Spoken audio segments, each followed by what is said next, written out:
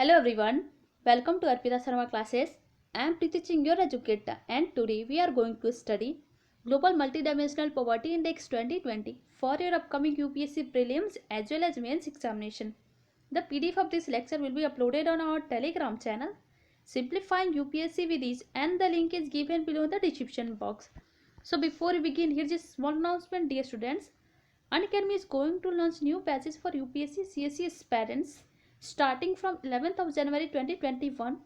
There will be 3 batches for 2021, 2022 and 2023 UPSC CSE examination. These batches will be in English, Hindi and bilingual language. Aspirants can choose any batch according to his or her exam and language preferences. Top educators including retired IPS and IRS officers will also be taking important subjects in the batches. Arpita Sharma ma'am is going to start history classes in the batches too. So complete prelims, mains and interview preparation will be done along with mock tests and analysis. You can also subscribe to combo pack on Unacademy Plus with GS Plus option subscription at discounted price.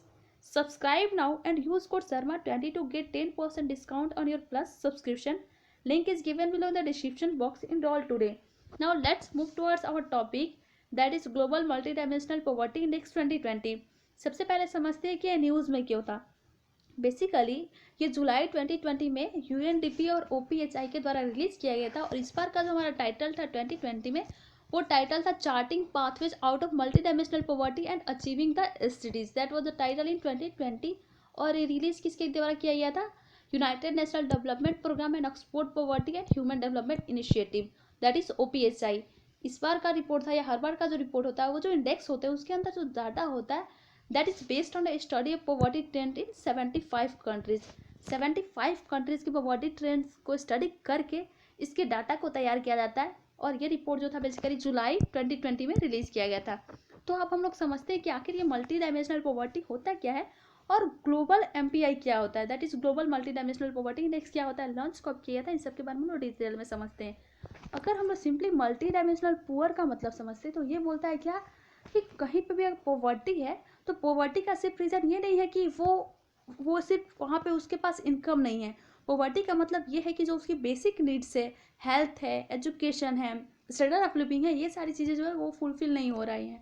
It means क्या कि multi dimensional power का मतलब simply होगा कि poverty जो uni dimensional नहीं है। Simply अभी यहाँ पे देखो तो poverty is not unidimensional but it is a multidimensional. और बेसिक नीड्स मल्टी डायमेंशनल मतलब जो बेसिक नीड्स है जैसे एजुकेशन, हेल्थ, इसमें भी ये बहुत ज़्यादा फोकस करता है। साथ साथ में ये बोलता है अगर हम लोग ग्लोबल जीपीआई के बारे में बात करते हैं तो जो ग्लोबल एमपीआई जो है ये मेज़र क्या करता है, इंटरनेशनली हमारा मल्टी डायमेंशनल पॉवर्टी को मेज़र करता है। और मल्टी डायमेंशनल मेजर्स करने के लिए जो हमारा मल्टी डायमेंशनल पॉवर्टी है उसको मेजर करने के लिए बेसिकली हम लोग 10 इंडिकेटर्स लेते हैं। आगे भी देखेंगे कि आखिर वो 10 इंडिकेटर्स कौन कौन से हैं और उस बेसिस पे हम लोग देखते हैं कि कौन सी कंट्री जो है वहाँ पे पॉवर्टी कम हुआ है और कौन सी कंट्री पे पॉवर्टी ज़्यादा नहीं हुआ है। इसमें टोटल कंट्रीज जो है बेसिकली 107 कंट्रीज हैं और ये सबसे पहले रिलीज़ किया गया था 2010 में by Oxford Poverty and Human Development Initiative at Oxford University of Oxford and second by UNDP for the flagship of Human Development Reports। इसका जो फोकस होता है वो यहीं पे होता है कि how multidimensional poverty has declined and also it provides a comprehensive picture of global trends in multidimensional poverty। इसमें जो इंडेक्स होते हैं उसमें पॉपुलेशन जो होता है ऑलमोस्ट 5 बिलियन पीपल को कवर करके ये रिपोर्ट तैयार किया जाता है। ऑलमोस्ट 500 बिलियन जो लोग होते हैं उसको देख के हम पता करते हैं कि कितने लोग जो हैं अभी मल्टी डायमेंशनल पॉवर्टी के अंदर आ रहे हैं और उस बेसिस पे हम लोग कंट्रीज़ की रैंकिंग भी होती है उसी बेसिस पे करते हैं। तो अभी मैंने ये बताया कि ये क्या है, simply it is not unidimensional but it is a multidimensional. साथ साथ में ये जो है इंडेक्स ये गरीब लोगों का प्रोपोर्शन भी बताता है और ऑलमोस्ट कितने लोग जो है एवरेज नंबर ऑफ डिप्रिविएशन के बारे में भी बताता है। अब हम लोग बात करते हैं कि आखिर इसके कौन कौन से डायमेंशन से एमपीआई की जिस पे हम लोग किसी भी कंट्री की रैंकिंग या कितना वहाँ पे पॉवर्टी कम हुआ है उन सब के बारे में डिस्कस करते हैं। तो बेसिकली इसके जो डायमेंशन होते हैं वो 3 होते हैं और उन 3 डायमेंशंस को फर्दर डिवाइड किया जाता है जो कि 10 इंडिकेटर्स हो जाते हैं। जैसे कि पहला जो है हमारा डायमेंशन होता है वो होता है हेल्थ, दूसरा होता है education and third is living of standard या लिविंग ऑफ स्टैंडर्ड बोल सकते हैं या स्टैंडर्ड ऑफ लिविंग बोल सकते हैं।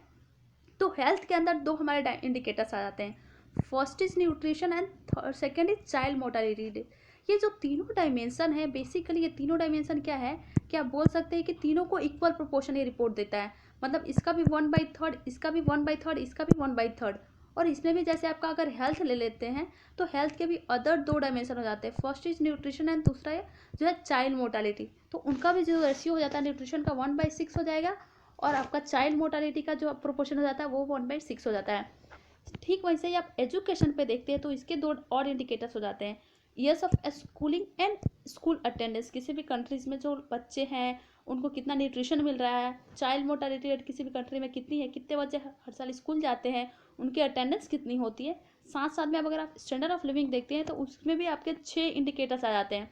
फर्स्ट इज कुकिंग फ्यूल, सबको कुक एंड फ्यूल मिल रहा है कि नहीं। सेकेंड, उसके बाद से बात करें तो sanitation, drinking water, electricity, housing and assets. और इसका जो प्रोपोर्शन है वो कितना हो जाता है 1/18, क्योंकि यहाँ पे तो इसको 1/3 मिला है ना लिविंग स्टैंडर्ड को। तो अगर आप इसको डिवाइड करेंगे तो सारे जो जितने भी इसमें इंडिकेटर्स है सबको 1/18 के बेसिस पे देखते हैं कि अगर सबकी जो है 1/6 के रेशियो में उनको ये सारी चीज़ें मिल रही है, इट मीन्स क्या कि वहाँ पे जो पॉवर्टी है वो कुछ हद तक हम लोग कंट्रोल कर सकते हैं।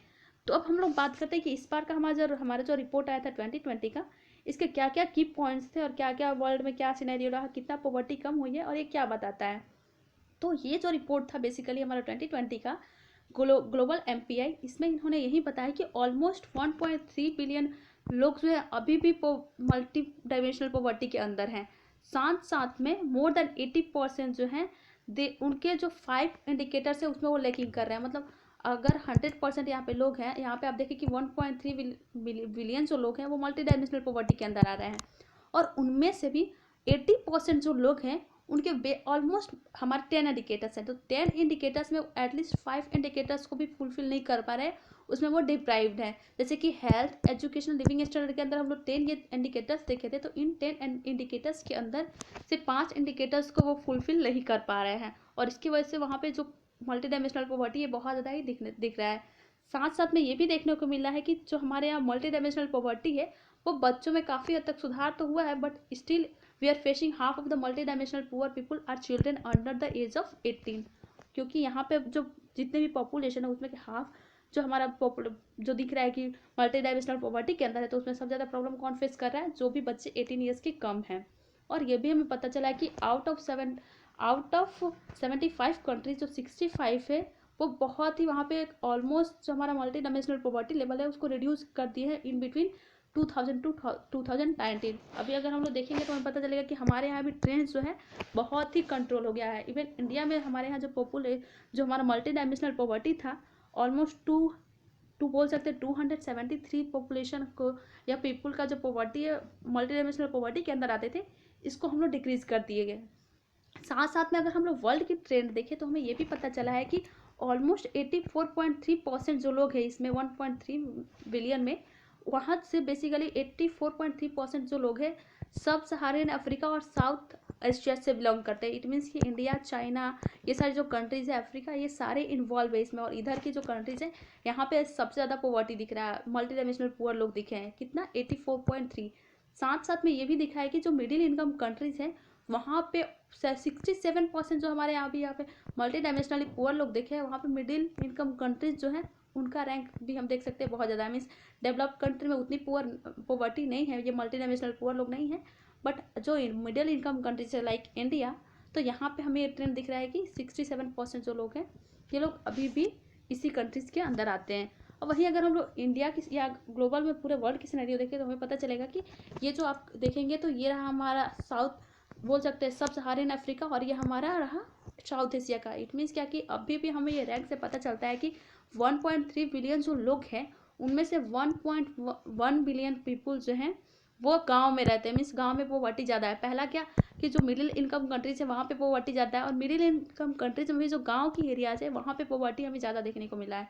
ये आप देख सकते हैं कि 1.3 बिलियन में कितने लोग जो हैं वो गरीब के जो रूरल एरियाज है वहाँ से गरीब हैं। अब हम लोग देख लेते हैं कि आखिर इंडिया का सिनेरियो रिपोर्ट में क्या रहा है। तो इंडिया का जो रिपोर्ट मिला उसमें यही पता चला है कि हम लोग अभी बोल सकते हैं 270 मिलियन पीपल जो है मल्टी डायमेंशनल पॉवर्टी से बहुत ही कम हो गए हैं बिटवीन 2005 टू 2015 के। इन दोनों के बीच में हमारे यहाँ जो पॉवर्टी है बहुत हद तक कम हुआ है। साथ साथ में अगर आप अलग नाइबोरिंग कंट्रीज देखते हैं जैसे कि चाइना, बांग्लादेश, इन सारी कंट्रीज में देखें तो सिर्फ 70 मिलियन लोग जो हैं वो मल्टी डायमेंशनल पॉवर्टी से आते हैं, बट हमारे यहाँ ऑलमोस्ट 270 मिलियन जो लोग हैं वो हटे। मीन हमारे यहाँ पॉवर्टी का ट्रेंड जो है बहुत अच्छे से सुधार हुआ है। मल्टी डायमेंशनल पॉवर्टी को हम लोग बहुत ही कम किए हैं। वहीं अगर आप बांग्लादेश का देखते हैं तो वहाँ की पॉवर्टी जो है, मल्टी डायमेंशनल पॉवर्टी है वो 19 मिलियन कम हुई है। अब बात आता है कि आखिर ये कोविड-19 का इम्पैक्ट क्या पड़ा है पॉवर्टी पे, तो बहुत ज़्यादा इम्पैक्ट पड़ा है। इट मीन्स या कोविड की वजह से जो स्कूल बच्चों की स्कूल अटेंडेंस है या न्यूट्रिशन मिलना चाहिए, वो सारे इशूज़ है दिखाई दिए, जिसकी वजह से हमें ये पता चल रहा है कि हमारा जो टारगेट था सस्टेनेबल डेवलपमेंट का कि हम लोग जीरो पॉवर्टी बाई 2030 तक अचीव कर लेंगे, शायद उसमें हमें कुछ प्रॉब्लम्स दिखाई देगी। ये प्रॉब्लम्स को सॉर्ट आउट करने के लिए हमें ज़रूरी है कि हम लोग अलग अलग मेजर्स लें ताकि हम लोग पॉवर्टी को कम कर लें। साथ साथ ये स्टडी ये भी बताया कि जो एवरेज पॉवर्टी लेवल है वो that will be set back to 3 to 10 years due to कोविड-19 की वजह से अभी और भी टाइम लगेगा पॉवर्टी लेवल को हमें मैनेज करने में, या जो हमें दिख रहा है मल्टी डायमेंशनल पॉवर्टी हम सुधार किए थे, इतना हम देख रहे हैं कि आप कितना अच्छे हम लोग अच्छा सुधार किए हैं as compare to neighbouring countries. तो हमें यहाँ फोकस करने की बहुत ज़्यादा ही ज़रूरी है। अब हम देखते हैं कि कैसे ये पूरा सेटबैक करेगा ड्यू टू कोविड-19। तो इन्होंने यही बोला है कि under a conservative scenario of the impact of कोविड-19, school attendance and a moderate scenario on the impact of nutrition simultaneous indicates the increase in deprivation. जैसे कि आप देख सकते हैं कि जैसे ही कोविड-19 इंक्रीज करेगा तो उसकी वजह से ऑलमोस्ट हमारा जो पॉवर्टी जो दिख रहा है मल्टी डायमेंशनल पॉवर्टी, इसमें बहुत ज़्यादा ही इफेक्ट पड़ेगा। हम लोग एक ही बार 9.1 ईयर सेटबैक पीछे चले जाएंगे, ऑलमोस्ट 2010 के बराबर चले जाएंगे। तो हमें यहाँ पे फोकस करने की बहुत ज़्यादा ही ज़रूरी है। साथ साथ जो हमारा है सस्टेनेबल डेवलपमेंट गोल का, तो ये जो हमारा सस्टेनेबल डेवलपमेंट और मल्टी डायमेंशनल पॉवर्टी लेवल का इंडेक्स था, तो हम लोग को यही था कि अगर मल्टी डायमेंशनल इंडेक्स में हम लोग अपना पॉवर्टी लेवल को कम कर रहे हैं, जो मल्टी डायमेंशनल पॉवर्टी है, तो उसकी वजह से ऑलमोस्ट 7 एसटीडीज जो है उसमें हमारा जो टारगेट है अचीव कर लेंगे। जैसे कि पहला जो है हमारा STD that is no poverty, तो अगर हम लोग मल्टी डायमेंशनल पॉवर्टी को खत्म करते तो ये भी हमारा सॉर्ट आउट इसका प्रॉब्लम जो है सॉर्ट आउट करता। दूसरा जीरो हंगर को भी हम लोग कंट्रोल कर लेते। Third is good health and well being solve हो जाता। Quality education, clean water and sanitation, ये जो बेसिकली इसमें हमारे 7 स्ट्रीज जो हैं, इन सब को हम लोग अगर हमारा अच्छे से इसका अच्छा उपयोग हो सकता है, हम लोग मल्टी डायमेंशनल पॉवर्टी लेवल को कंट्रोल कर सकते हैं, तो इन हमारा जो सस्टेनेबल डेवलपमेंट गोल है 7, इन सबको अचीव कर सकते हैं। ये हमारा एक रिलेशन दिखता है कि बट ड्यू टू कोविड-19 हमारा जो ये अचीवमेंट है इसको हम लोग अचीव नहीं कर पा रहे हैं, तो हमारा फोकस वहाँ पे करना बहुत ही ज़्यादा ज़रूरी है।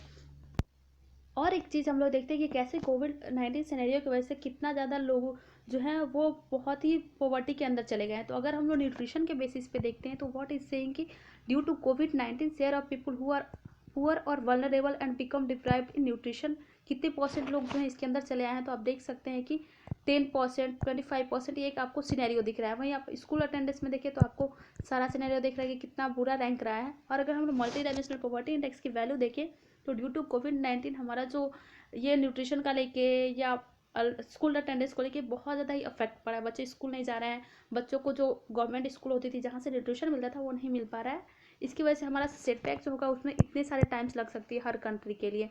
मतलब ऑलमोस्ट हमें 9.9 या 3.1 हर ईयर्स जो है उस हिसाब से हमें देखने को मिल सकता है। तो हमें इस प्रॉब्लम को सॉर्ट आउट करने के लिए गवर्नमेंट को अलग अलग इनिशिएटिव लेना होगा। जो स्कूल्स में बच्चों को न्यूट्रिशन मिलती थी, कोशिश करना चाहिए कि उन्हें न्यूट्रिशन मिले। स्कूल जो है एजुकेशन उनको अच्छा खासा प्रोवाइड हो। 10 इंडिकेटर जो है वो वहाँ पे फोकस करना चाहिए। तो ये पूरा हमारा हो गया multi dimensional poverty index 2020। Thank you so much everyone.